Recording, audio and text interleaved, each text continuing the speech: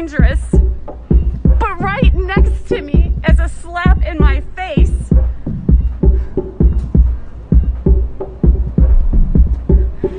That's safe. This is safe. People involved in the television production were seen dining under the tents.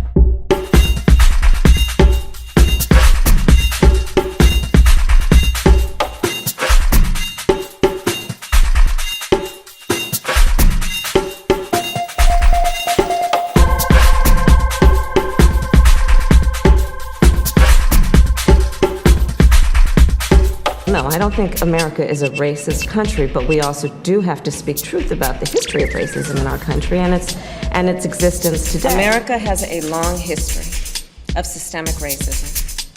Black Americans and black men in particular. I get called Uncle Tom and the N-word by progressives, by liberals. As less Believe than me, human. I know firsthand. Black men our are healing fathers. Is not finished. And brothers. 100 years ago, And kids sons. in classrooms were taught And the color of their skin was And their most grandfathers. important characteristic. And friends. And if they looked a certain way, they were inferior. Their lives Today, must be valued kids are being taught in our that the color of their education skin defines in them our again. healthcare system, And if they look a certain in our way, housing they're an oppressor.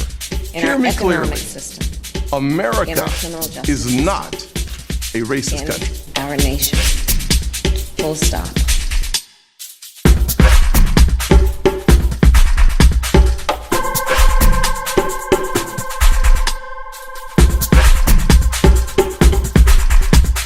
In America our criminal justice. is not a racist in country. our nation. Full stop. Kung flu, the Chinese virus. Kung flu, the Chinese virus. Kung flu, the Chinese virus.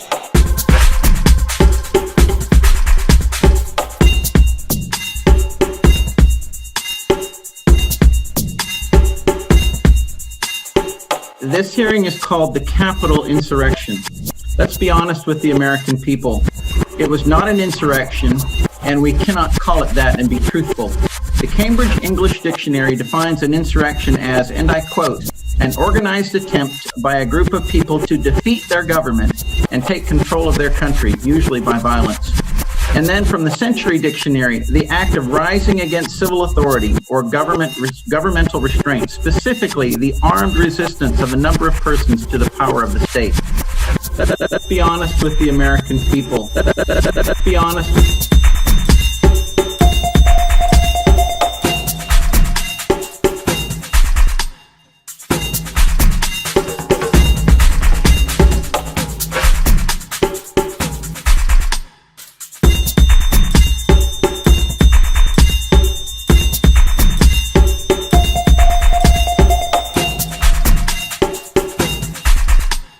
He's been asking Californians not to gather with people from more than 3 households at a time. These photos of the governor and his wife at a party in what the restaurant calls an outdoor section. Nobody's faces were covered. Yeah, no, I made a mistake. I apologized. We had dinner, 4 o'clock dinner in an orange-tiered county.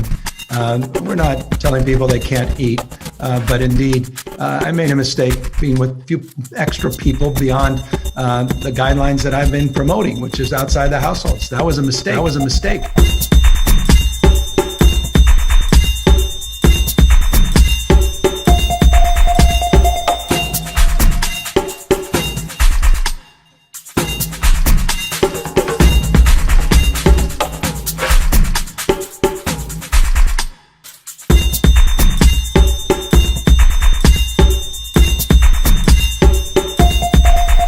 That was a mistake.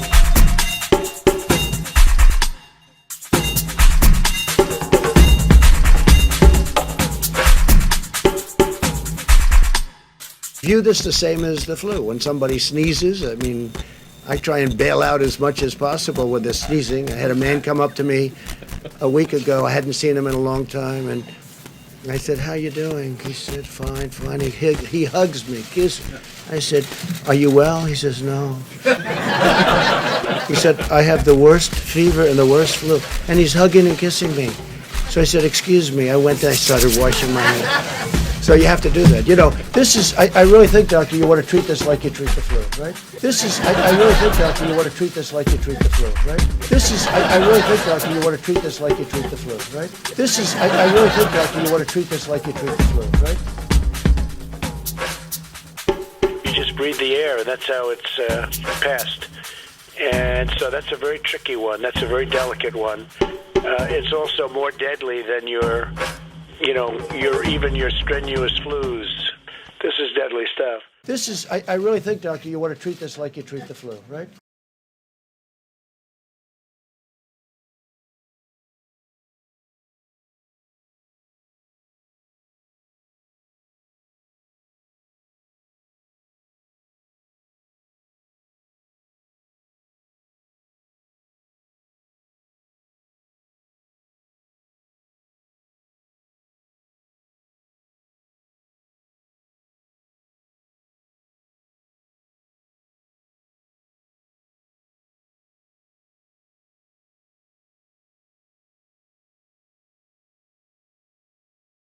Hi everyone, welcome to 6 Questions with Alona. That's me. And our guest today is the wonderful Cruz. And that's me. And that's him. So we're going to be discussing his piece from fall of 2021, which was How Conveniently the Tongue Splits. So first question is, what is your connection to IBC? How did you arrive here with us? Oh my goodness. So one day I was fortunate enough to have received a phone call from Ted Weatherford, Mm-hmm.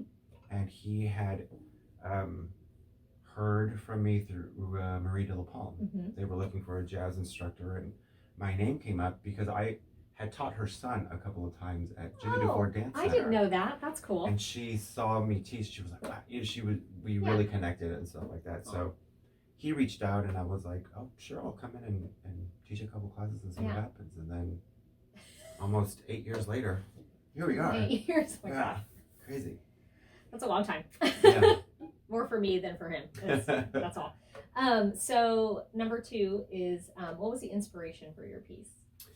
The piece really looks at, during this whole time during the pandemic, I think a lot of us have been attached to the news like we've never before, you know?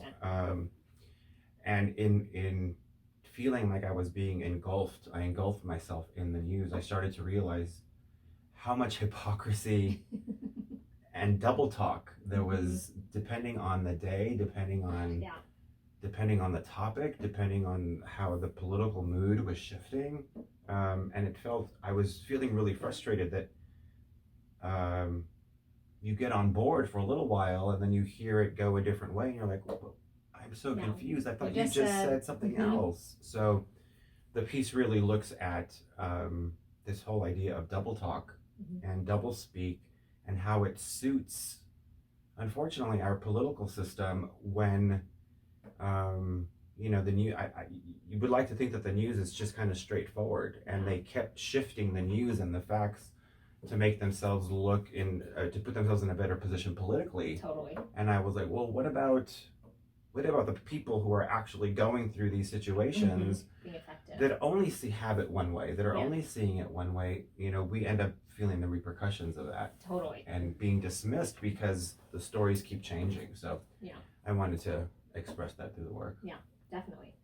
So number 3 is kind of what was your process specifically for this piece, coming up with the concept and the movement and like just your general choreography process? I think one of the hardest parts, or one of the most challenging parts, was making sure that I was evening the playing field in terms of who I was pointing the finger at. Yes. Right? Because it can seem heavily political, the piece, when you look at the video clips. Yeah. But if you really take a look at it, I'm hoping that the audience takes a second to recognize that I'm pointing the finger at everybody that is doing the double talk. It's not just one side or the other here. Totally. Yeah. And so that was the challenge, was to make sure that came across, that this was not swaying one way or another politically, that this was about hypocrisy. Yes. And how it affects those who they are speaking of. Yeah. So that was probably the most challenging part. Yeah, definitely. Speaking of challenges, our 4th question is, coming back to school post-COVID and new restrictions and all that kind of stuff. What did you see as like the biggest challenge of like coming back onto campus and having rehearsals in person and all that kind of stuff? Like, well, that's a good question.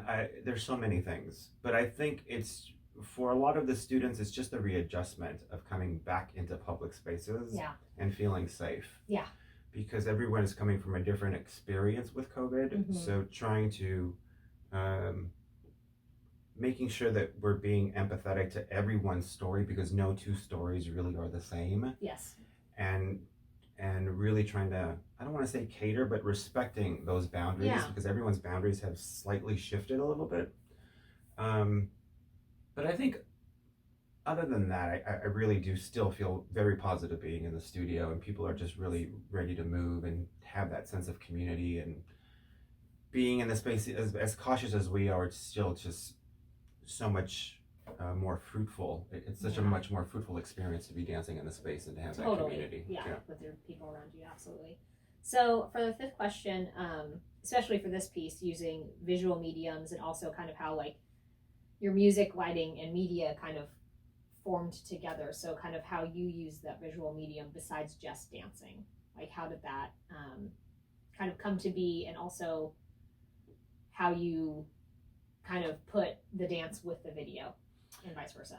Yeah, that's always that too is also a challenge, because you don't want to overpower the audience with too much visual and it overpower the dancing and vice versa. So you want try to strive for a nice balance. And I think I structured the dance so that every dance section was representative of what video clip was being portrayed. Yes. So therefore there was, hopefully we see a relationship between the dancing and every clip that's being shown. So I think that creates this cohesiveness throughout the piece and doesn't leave anybody behind in terms of trying to catch up with the videos, or like, I'm looking at too many things here. How do I focus?